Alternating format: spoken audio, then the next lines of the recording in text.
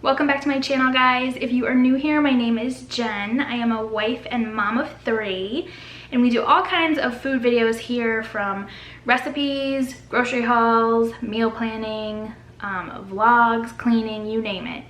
But today I have a really delicious keto-friendly dessert to share with you guys. And this one is one of our top favorite recipes that we have tried in the past 2 months. We have been doing keto/low carb.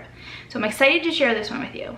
So let me go ahead and show you guys the ingredients. I have them all spread out to show you what the packages look like. As always, I will have the recipe written out below with all the specific amounts, and I will have a link to the recipe that I found on Pinterest where this came from. So let's jump into the ingredients. All right, here are the ingredients, and it looks like a lot. There are 3 separate steps, but I promise you it is worth it. So you're gonna need Pink Himalayan sea salt. You're gonna need vanilla, swerve, or some type of erythritol sweetener, unsweetened coconut flakes. Make sure that they are the unsweetened kind. Liquid stevia, pecans, or pecans, however you want to say it. The famous Lily's semi-sweet style baking chips. You can use these or you can use the dark. And again, I've said it before, but I have recently found these at my local Walmart. They are new. If your Walmart has them, they are in the baking aisle. We need unsalted butter, baking powder, superfine almond flour, coconut flour, regular salt, and 1 egg. The recipe says that you can make this in a pan and then cut them up. And I did try that, and I found it to be a little messy and a little more difficult. So, like I said, we've tried this recipe quite a few times. The best mold that I can suggest is silicone baking muffins. So I actually bought these for my kids' lunches, but they're just silicone. I got them on Amazon. They're really inexpensive, really easy to wash, and your OMG bars will pop right out.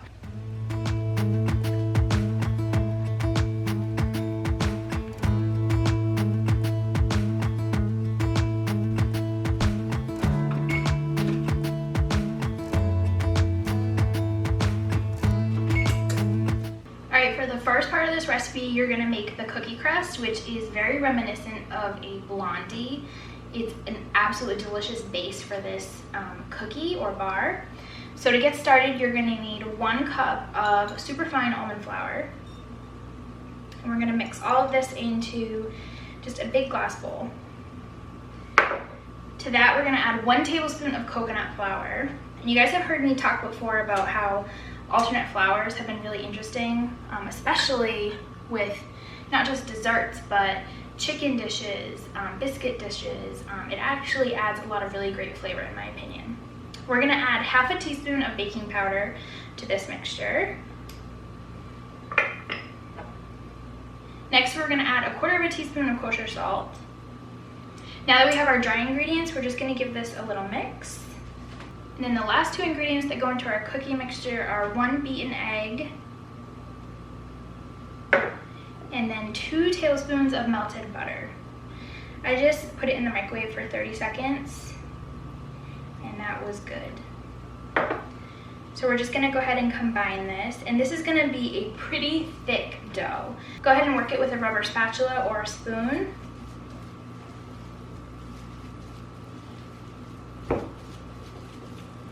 So as you can see, it is a thick cookie dough-like consistency, and that's exactly what you want. So now that we have our cookie dough all combined, my silicone muffin cups are just laid out on a cookie tray. So with a teaspoon measure, we're going to place 1 teaspoon of the dough in each silicone baking cup.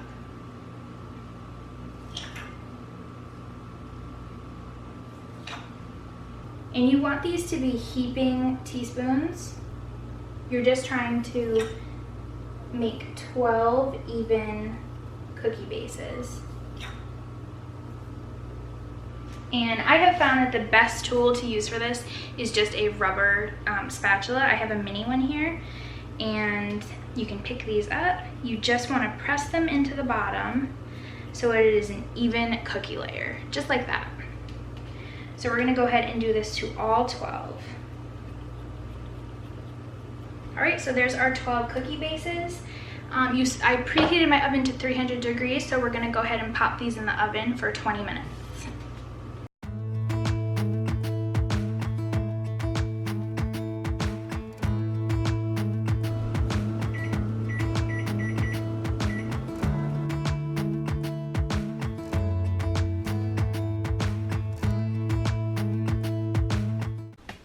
So once they come out, they are slightly golden brown around the edges, and if you push on them, they are firm.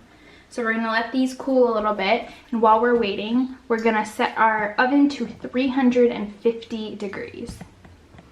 So for this next part, I have 10 tablespoons of unsalted butter in a non-stick saucepan. We're gonna turn the heat to medium because we wanna go ahead and melt that.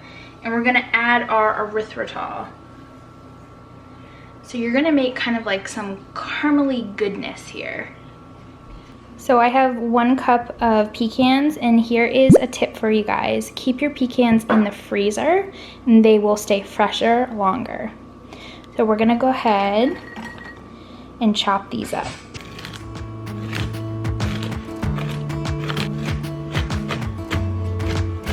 So what you're looking for is like a nice rough chop. You still want a good bite from the pecans.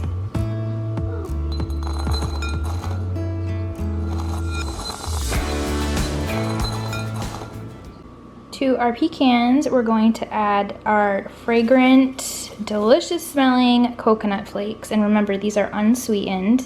And then last but not least, the most important part in my opinion, the Lily's chocolate chips. So this recipe calls for 1.5 cups. This is just shy of that, but I find that it is plenty of chocolate.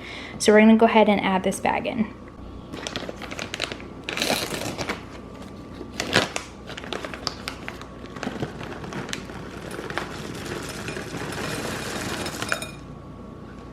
So we're just gonna toss this together. I'm just gonna use clean hands, and then this is what will go as our topping. A quick tip I wanted to tell you guys.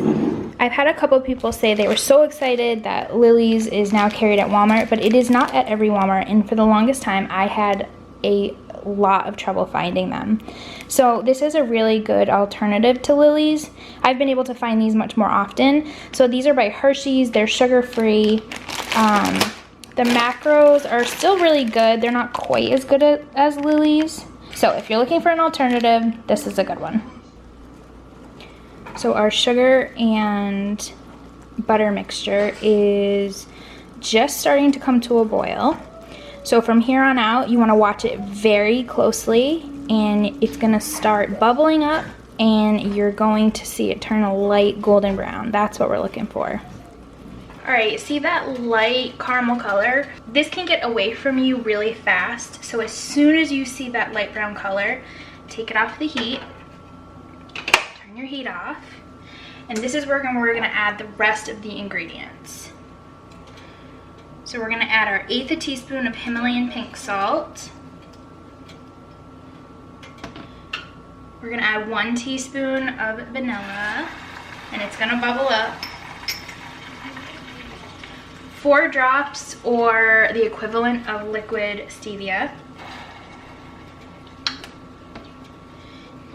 And 1/2 cup of heavy whipping cream. And this is gonna make the most beautiful caramel sauce. Let me show you guys. Look at that.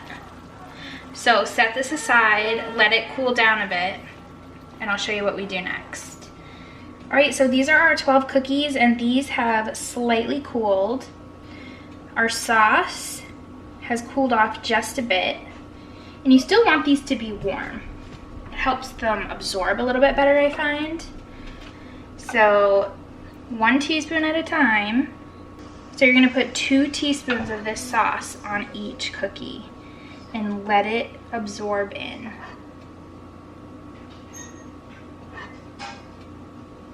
All right, now that I have the sauce on each of these cookies, we're gonna take the topping that we put together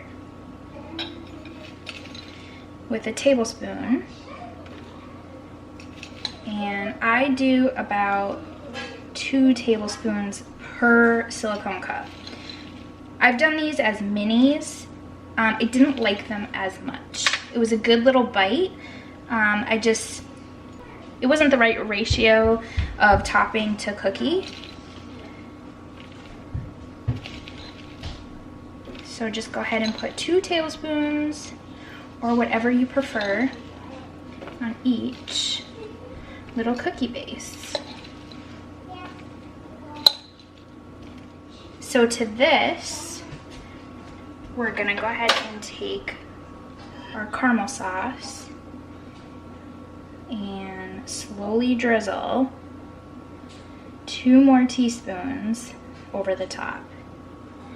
Can you guys see how good this is? The first time I had these, I was totally blown away. They are so good. And 1 is just enough.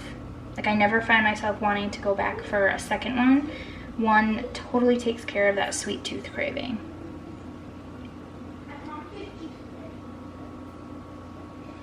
Right, and then you can go back and add a little bit more if you see like some dry spots, just to use up the rest, but not necessary. And this is totally to preference. If you want them to be a little bit gooier, you can add another tablespoon. They set up, so it won't be too liquid. All right, so now that I added the topping, we're gonna pop these in the 350-degree oven for 5 minutes, and then you just chill for 2 hours. So I will show you guys what they look like when they're all done. So there you have it, guys. To keep them, I just throw them in a gallon Ziploc bag, or you can put them in an airtight container.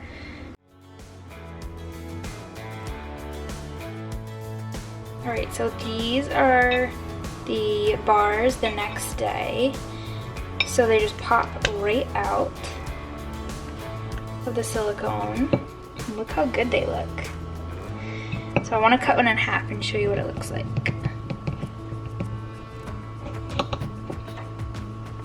So make sure you store these in the refrigerator. But look, there's like a blondie cookie. It's crumbly, but it's still soft. There's coconut, pecans, the chocolate, and then that caramel sauce all throughout. It's so good. So make sure you guys give us a thumbs up if you liked this video. I have lots of keto recipes and I have lots of fun ones coming up, so make sure you are subscribed. Thanks for watching.